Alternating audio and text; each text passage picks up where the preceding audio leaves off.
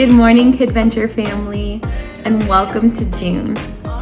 With that means we have a new topic for the month. This month, we're going to be talking all about focusing on God and what He can do for us in the midst of uncertainty. So let's prepare ourselves for a time of worship and today's lesson. Enjoy.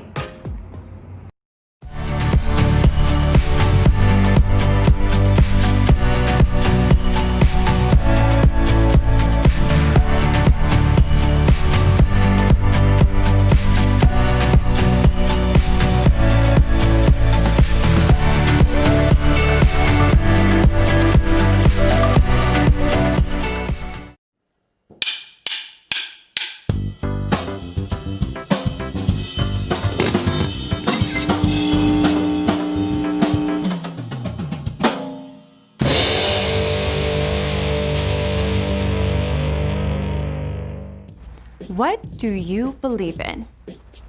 You believe I can catch a ball because you just saw me do it. You believe your dog is shedding his winter coat because you can see all the fur that your dad makes you clean up. You believe the floor is solid because you haven't fallen through it yet.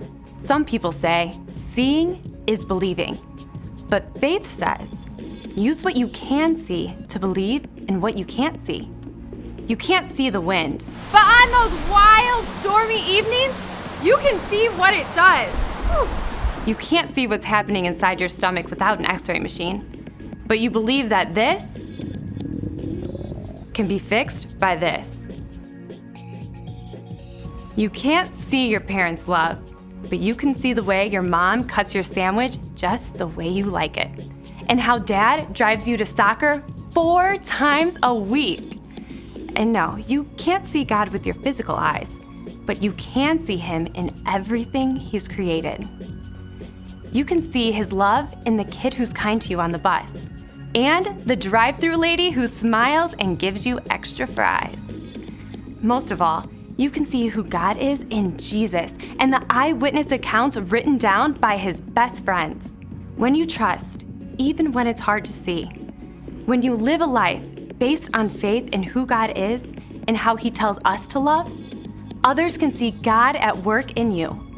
That's why faith is an amazing way to worship God with your life. Because worship is about more than just singing loud.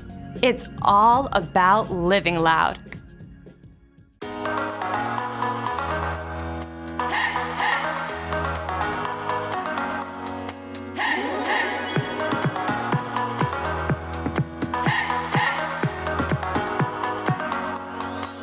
This is my faith, this is my focus, all of my days. I know where my hope is, I'll live it loud, I'll shout the chorus, because I know, oh, you're always for us. And even when it's hard for me to see, I will trust in you, I will believe. And even when it's hard for me to see, I will trust in you, I will believe. And keep on looking to you for where I'm going, knowing you go there too. I'll keep on looking to you. I fix my eyes on you. You are my only focus. You are my only focus. You are my only focus. I fix my eyes on you. This is my faith, this is my focus, all of my days. I know where my hope is, I'll live it loud, I'll shout the chorus, because I know, oh, you're always for us. And even when it's hard for me to see, I will trust in you, I will believe. And even when it's hard for me to see, I will trust in you, I will believe. And keep on looking to you for where I'm going, knowing you go there too. I'll keep on looking to you. I'll fix my eyes on you. You are my only focus. You are my only focus. You are my only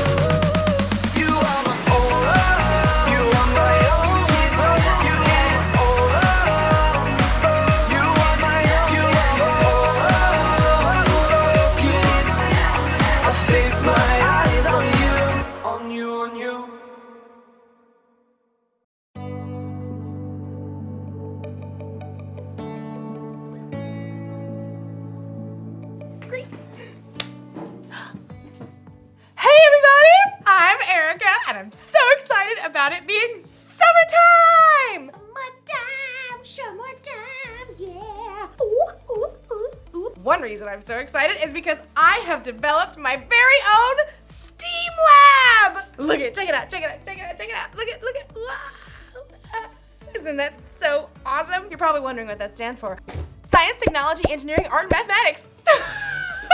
And I'm not totally sure how things will go in my lab this summer, but luckily I have faith. Faith is trusting in what you can't see because of what you can see. You see? You see what I did there? I have faith that I'll learn a lot and probably have fun doing so. I mean, just look at this place! Check it out. Wow! Oh, wait. Perfect. Check out this microscope! Microscope. I've always been amazed how microscopes can let you see things that you normally can't see. Take hair, for instance. Ow. Ah, look at that one. See, it looks like a thin line. Mine's kind of curly. You can't see it, can you? But put it under a microscope. Wow! Cool, right? What about the inside of a piece of grass? Put it under a microscope. Whoa! Look at that! The inside looks like a whole bunch of smiley face emojis. I mean, you never see that just by looking at grass. Today's Bible story is all about not being able to see everything, but remembering that God always does. It's like he's always looking through a microscope or something. So, let's take a look at this story and see what we can find. Unbelievable! Is that really what my hair looks like? The Bible. It's 66 books of history, stories, letters, and poetry that fit together to form God's one big story. The epic adventure of how He created us and loves us so much that He made a way to rescue us. As we travel through the Bible, from Genesis to Revelation, we discover people who met God and found their lives changed forever. Now for an amazing story, inspired by the book of Hebrews, chapters 11 and 12. Gotta have a little faith, faith, faith, faith. Keep the faith. Take a leap of faith. You know, a lot of people toss around the word faith lately. We say you can break the faith, or just take it all on blind faith. But true faith isn't blind at all. It's much more than just an inspirational word. True faith has to do with believing in all the things you can't see, because you start with what you can see. Now, we can't see God with our physical eyes, but we can see the stories of people who came before us. They lived in a broken world like we do, but they chose to follow God. They chose to trust His promise that one day He would send a rescuer that would make everything right again. The writer of Hebrews in the New Testament tells us about some of these men and women in God's story. People like Noah, people like Abraham. When God called Abraham, he was already getting old. He and his wife Sarah didn't have kids. Leave your country and your people. Leave your father's family. Go to the land I will show you. All nations on earth will be blessed because of you. God was planning on sending his rescuer as one of Abraham's great, etc. grandchildren. But still, even though Abraham had God's promise, he still couldn't see the one God was sending. Still, Abraham went on a wild adventure, following God's call. And even his descendants, Isaac, Jacob, and Joseph, all chose faith in God. Moses, too, was called by God from the fiery heart of a burning bush. Even though he was raised by Pharaoh's daughter, he chose to stand with his own people and face Pharaoh's anger to win freedom. We read about it like this in the book of Hebrews. Moses suffered shame because of Christ. He thought it of great value. See, when you check out Hebrews, you discover this huge list of people who followed God by faith, so many that the writer just stops trying to list all of them. Oh, But we can't forget Israel's most important king, David. Get up and anoint him. This is the one. Even though God had promised David would be king, though, David spent years on the run from King Saul, fearing for his life. Still, he chose to trust God. The Lord is my shepherd. He gives me everything I need. Now, none of these people in the Old Testament could see with their eyes how God was going to save his people, but they could see how he was working in their lives, how their needs were being met. So they chose to believe in his greater plan. They chose faith. Faith is being sure of what we hope for.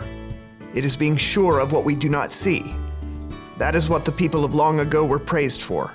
Now, here's where the story turns. In Hebrews, we discover that none of those people in the Old Testament received what God had promised here on earth. That's because God had planned something better for us, so they would only be made perfect together with us. God's plan includes all of us from the very beginning of creation. So at just the right moment, at the perfect point in time, God sent his rescuer, the hero, his very own son, Jesus.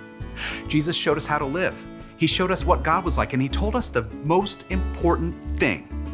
If you love one another, everyone will know you are my disciples. Love God, love others.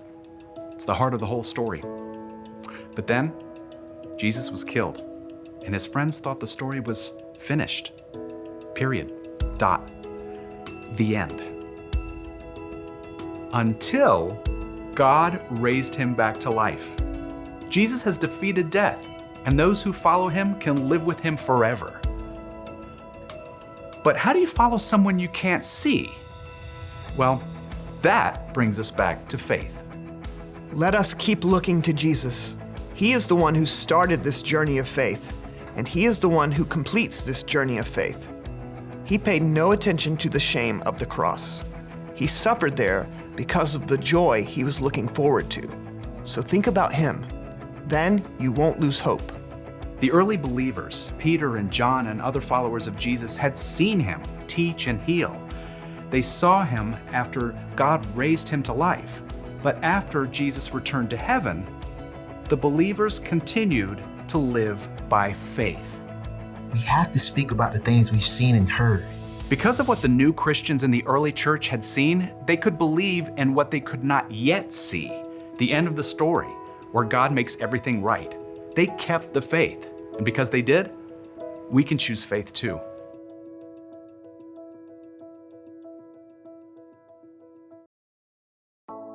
Woo! Take a look at this one. Any guesses on what that is? It's the inside of a carnation stem.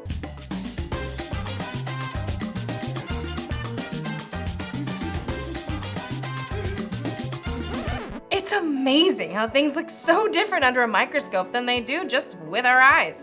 It makes me think of Hebrews chapter 11. It's where we can look back to all these people in history who had faith in God. Even though they couldn't always see how things would turn out, they believed God and his promises. They lived by faith. And you can live by faith too. In fact, having faith in Jesus and what he did for you on the cross is what makes it possible for you to have a relationship with God. Relationship status update. Even though we can't see Jesus in person, we can still have faith in him because we can see how he's worked in the lives of the people who've come before us. That's the one thing to remember today. You can know Jesus even though you've never seen him. If you want to know Jesus more and you don't know where to start, try talking with someone who has put their faith in Jesus. Or you can read the stories in the Bible of the people who trusted God long ago. There are lots of things we can see that can help us have faith. So, I hope you guys have an awesome day. I'm gonna look at a few more things under my microscope. Like maybe my nail. Let's check it out. Oh, I need to wash my hands better. This microscope tells you a lot.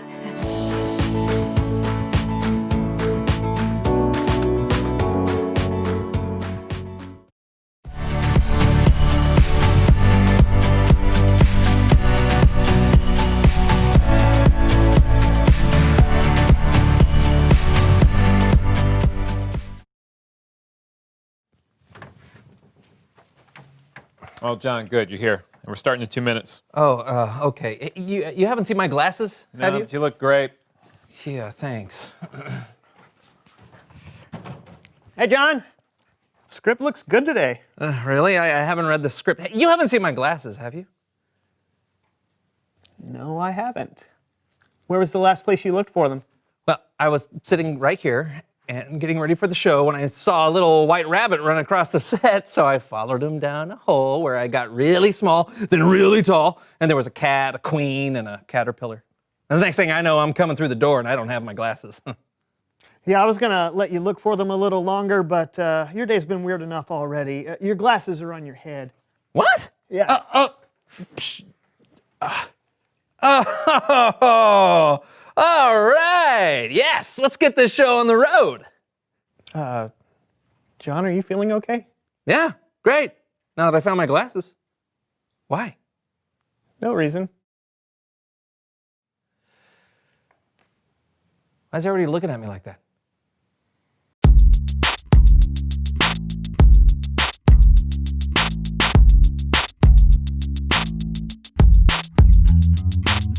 Welcome to the So-and-So Show. I'm Brandon. Hello. And we are glad you're hanging out with us today. Yep. Hey, what is with the glasses? Whoa. Trying out my new toy that came in a cereal box. You're telling me those binoculars came in this box? Yeah, but they're not binoculars, they're micro goggles. Ooh, what's micro goggles? Yeah, they're kind of like hands-free microscopes. They help you focus in on tiny things so you can see them closer. Oh, yeah, okay. There's apparently a secret message on the back of this that I need to use these to find out what it says. Oh, really? Cool. What's the secret message say? Eat more cereal. Ha-ha! You don't say. Yeah. Mind if I take a look? No, I guess it's kind of a subliminal marketing thing, huh? I don't think it's subliminal. Wow, man! Yeah. What are these things? These things are useless. Well, I'm sending them back. no, you don't have to send them back. Wait. We could use them to play a game. Oh, great! It's time to play Random Magnified Things. Hey! Random magnified things. Okay, this screen is about to show us random things as seen through your micro goggles. Okay. So, each image is magnified 100 times its normal viewing size. All we have to do is figure out what each thing is.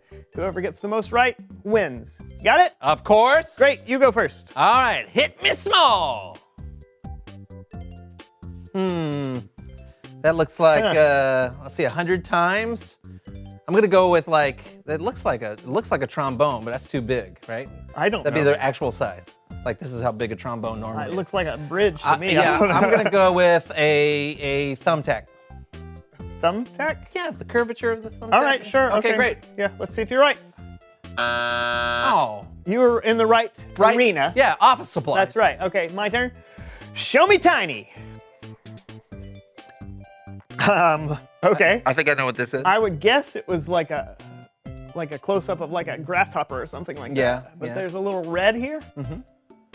A little red and a little green. I'm gonna guess a strawberry. Ooh, strawberry it is. Brandon guesses strawberry. What is it?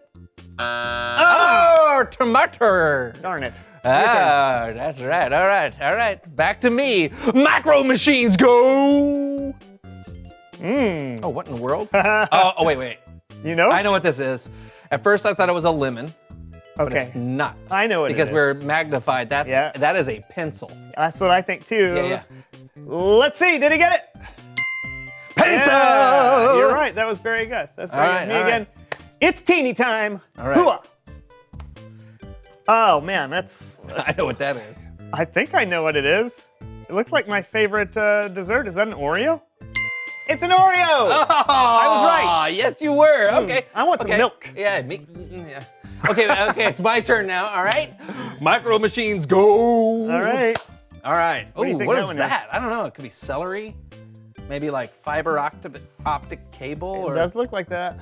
But it's bunched up like. Oh, What are you gonna go with? It's a toothbrush. Is it a toothbrush? You betcha! Well done. Well done. Okay, I got another one. Your turn. Minutia, hit me. Oh man, Oh. is that more fruit? It I don't looks know. like- It looks like cracks in something. Oh, that is interesting. Like oh my goodness. I almost looks like a nose. It does. Man, that is really hard. I'm going to say it's a bowling ball. I don't know. I got nothing. Bowling ball? Yeah, I can't. I don't Okay, know is what it a bowling ball? It's a bottle cap. Oh, I see. Great. Wow. I don't think we can afford that image. No, but I don't think so either. Hey, okay, let's move quickly. There's one more. This round is worth 1,000,000 points. Is it? Why did we bother with all the other rounds? We're both playing on this one, so the Okay. first person to correctly identify the image wins. Are you ready? Yeah, you're killing me, Smalls. All right, go ahead and hit it. It's fool's gold. No, Is it's cornbread. Cornbread.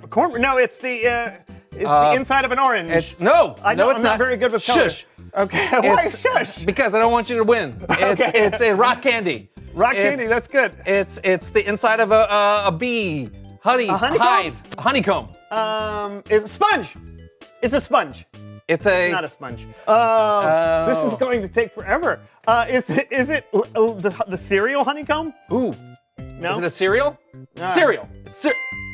It is cereal. It is. It's Frosted Flake. I don't know who got that one. I said cereal. You said what? a cereal. We'll do 500,000 each. Okay, great. Okay, so that's I great. win. Yeah. It's Bible story time with Kellen.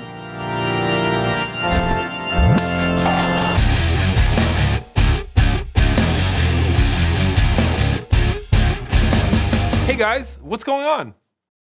Why do you have binoculars on your face?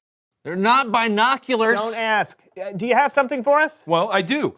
It's all about folks who believe in something they couldn't see. Sounds perfect. They're micro goggles. Take it away, Kellen. You bet. Now, we can't actually see God, not even with micro goggles. But we can see the stories of people in the past who put their faith in God. And I've got some special people to help me tell some of their stories. It's time for another edition of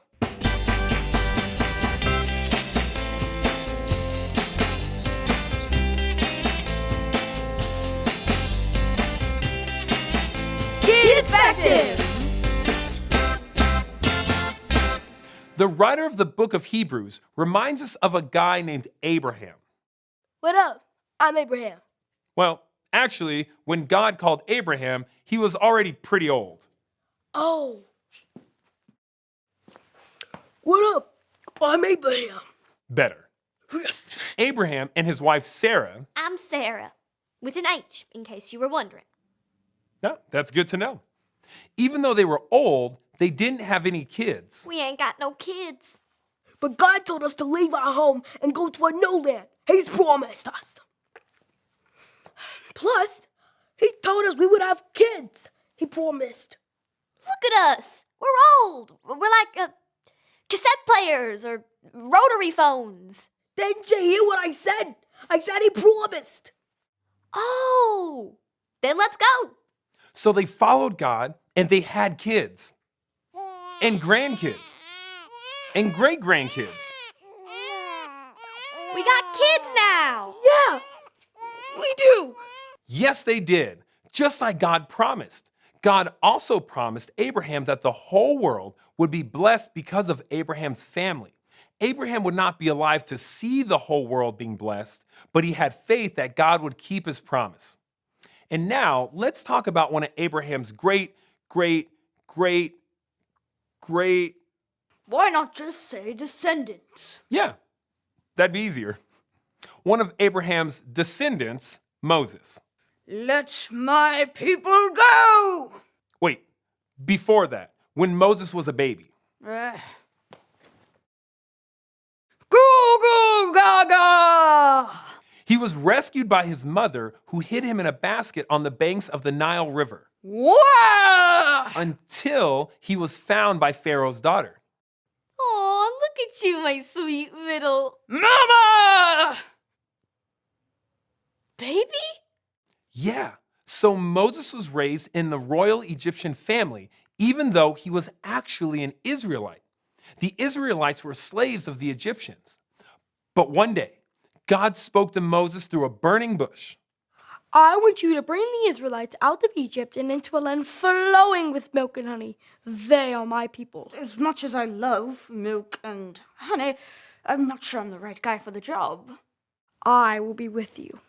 Oh, all right then. Moses chose to stand with his own people, God's people, and he led them to freedom from slavery. Oh, you can do it now. Oh, let my people go! Mwah, beautiful. Thank you. The Israelites were free from slavery. And even though Moses didn't live to see the land flowing with milk and honey that God promised his people, Moses still had faith that God would keep his promise. Then there was David, who was anointed to be king of Israel. That's right, I'm anointed. What does anointed mean? It means you're not king yet. I'm still the king. So give me that crown. Oh, okay. Here you go, King Saul. Thank you.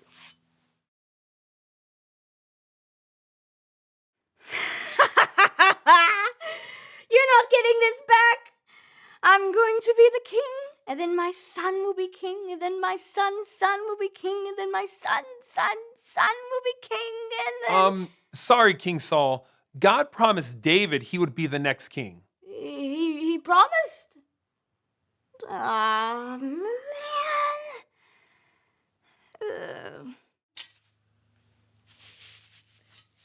Thank you.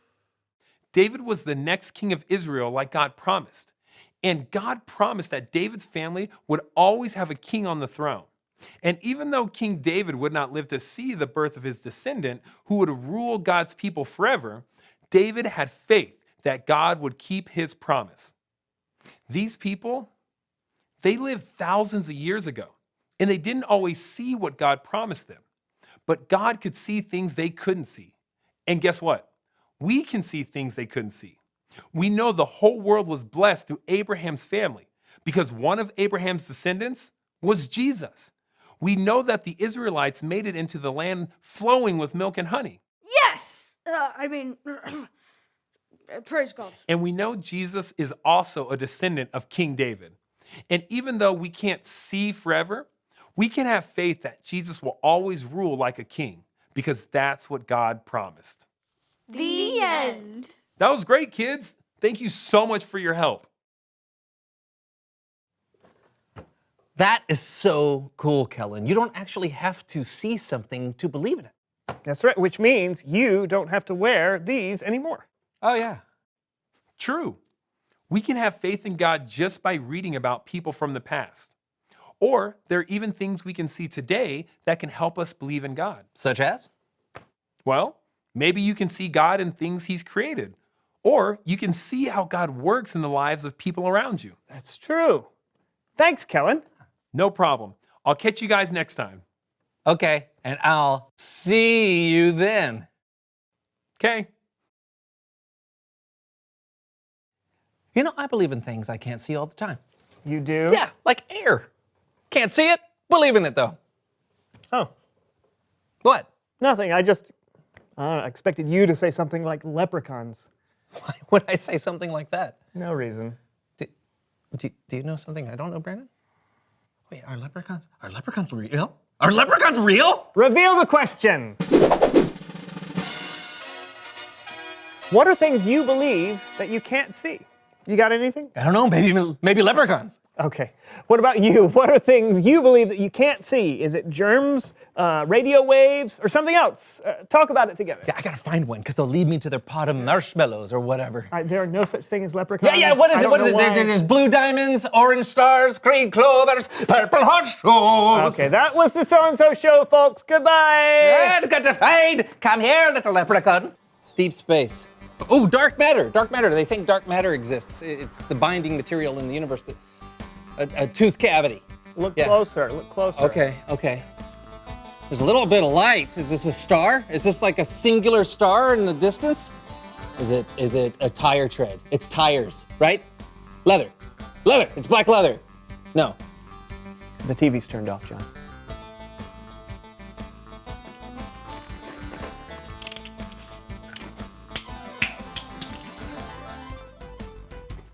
You dropped that.